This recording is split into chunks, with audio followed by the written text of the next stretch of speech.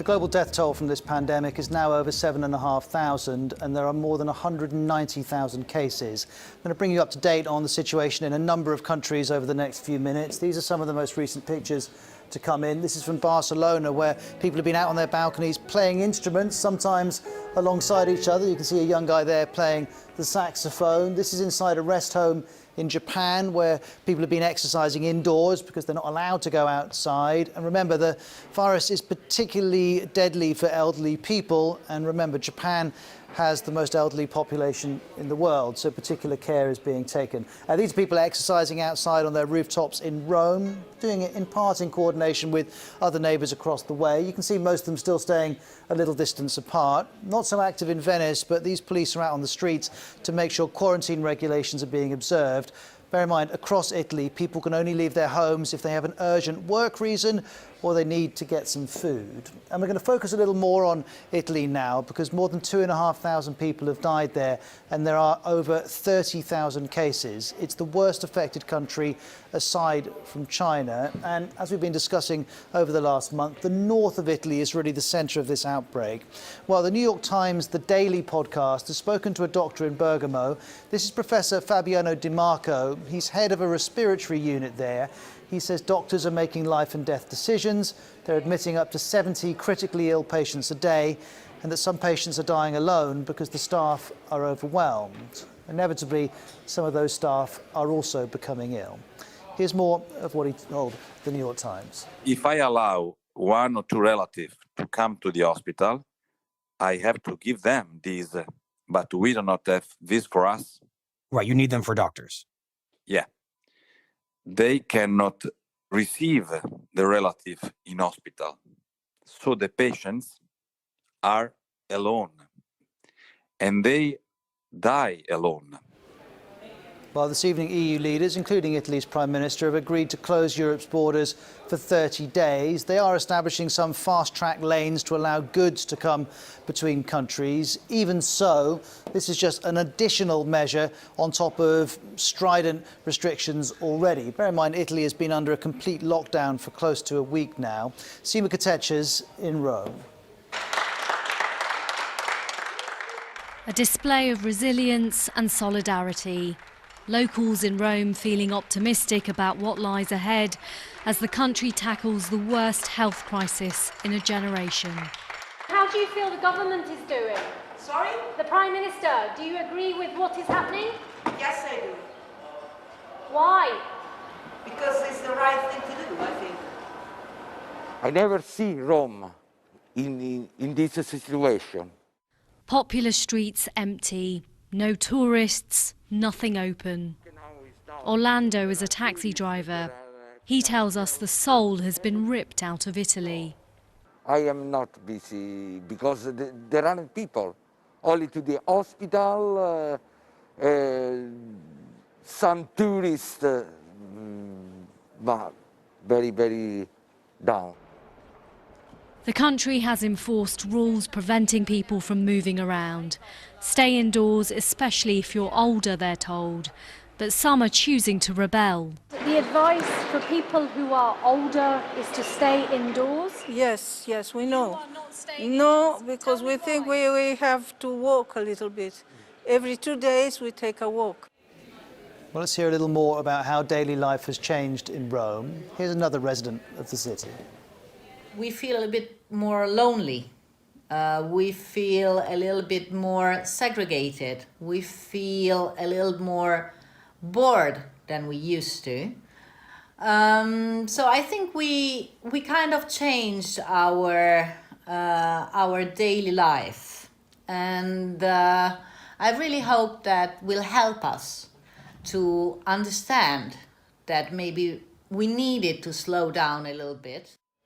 Well, from Europe to the US, there are now nearly 6,000 cases there, and the death toll has reached 100. This map's been released by the primary US government body on this issue, the CDC, and it shows us that there's only one state, West Virginia, which has no reported cases. And also the CDC continues to push messages that are now very familiar. It says avoid close contact with people who are sick, wash your hands often, avoid touching your face, nose and eyes. And while the CDC plays its role in this health emergency, today Donald Trump turned to the strain on the US economy, just as Boris Johnson did here in the UK. And President Trump unveiled a raft of measures, including payments to small businesses, loan guarantees and deferred personal tax payments. Here's a little of the statement from earlier. We want to go big, go solid. The country is very strong. We've never been so strong, and that's what we're going to be doing. We don't want, with this invisible enemy, we don't want airlines going out of business. We don't want people losing their jobs or not having money to live when they were doing very well just 4 weeks ago. So we're going big, and that's the way it'll be, and that's the way everybody seems to like it on the Hill. Well, let's bring in Gary O'Donoghue, who's live with us from the US. Gary, the president's saying everyone likes it this way on the Hill. Is that true? Has it got bipartisan support? Well, the tone has changed on the Hill. There's no question about that, Ros. There's much more sort of bipartisan talk going on up there. They're not yelling at one another, frankly, as they normally are. And what's going to happen is that there's a bill going through at the moment that's worth a sort of $100 billion in help. But there's a much bigger one being talked about. And Mitch McConnell, the Republican leader up there, he set up a group of task forces to look at different areas of the economy, like individuals on the one hand, the airline industry on the other, small business on the other. They're going to draw something up and then try and knock out a deal with their Democratic counterparts. By the time all this has piled up, you could be looking at somewhere in the region of $1 trillion, $1,000 billion bailout situation.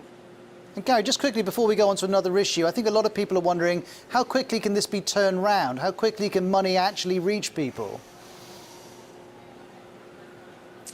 Well, the Treasury Secretary, Steve Mnuchin, today says he wants checks, literally checks, to go out to Americans within the next 2 weeks. Now, that won't be all Americans. He doesn't want to give them to millionaires, as people will argue is pretty fair. But it might be people on maybe $75,000 or less, or $100,000 or less. And you're looking at a handout of maybe $1,000. All this detail is to be hammered out. And that seems to be the preferred system of help that the Trump administration wants to use, rather than doing anything with payroll taxes, which you wouldn't see for months and months and months.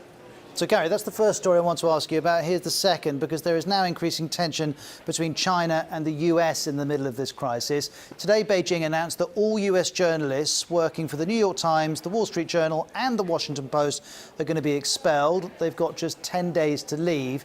And this looks like a direct response to this tweet yesterday from Donald Trump, in which he referred to COVID-19 as the Chinese virus. Now, of course, it isn't a Chinese virus. It's a virus that started in China.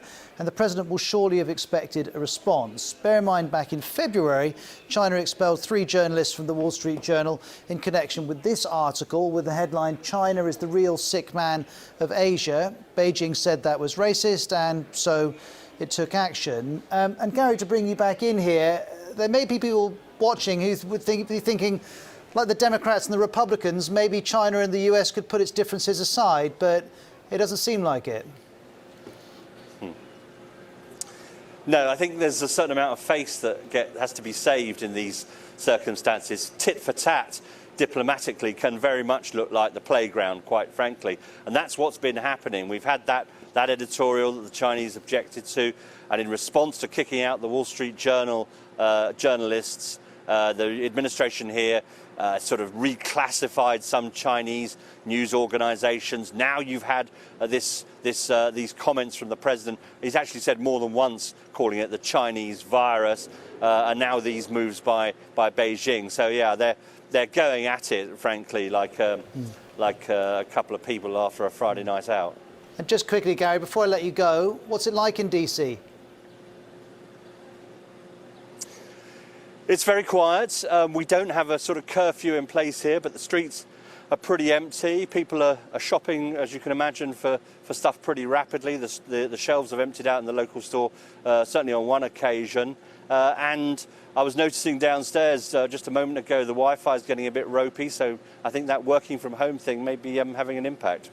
Okay, Gary, thank you very much indeed. Well, we've been talking about China. Let's bring you up to date with what's happening there. After all, this is where the virus began. There have now been over 3,200 deaths there and over 80,000 confirmed cases. Now, bear in mind, the new infection rate in China has fallen close to zero because of very strict restrictions which are in place. But it remains unclear what's going to happen if and when those restrictions are lifted.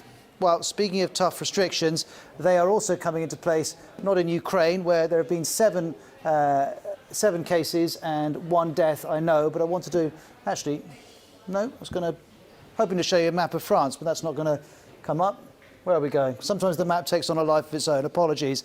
Now, I wanted to focus on France because people have to stay at home and can only go out for essential duties. This was announced by Emmanuel Macron last night, but it's come into place today. These restrictions will be in place for at least 15 days, and these are pictures from Paris today. An extra 3,000 police officers have been deployed in Paris to check that people are complying with these restrictions. Frankly, Emmanuel Macron was unimpressed over the weekend by the way that people were not following advice, and so France is getting stricter.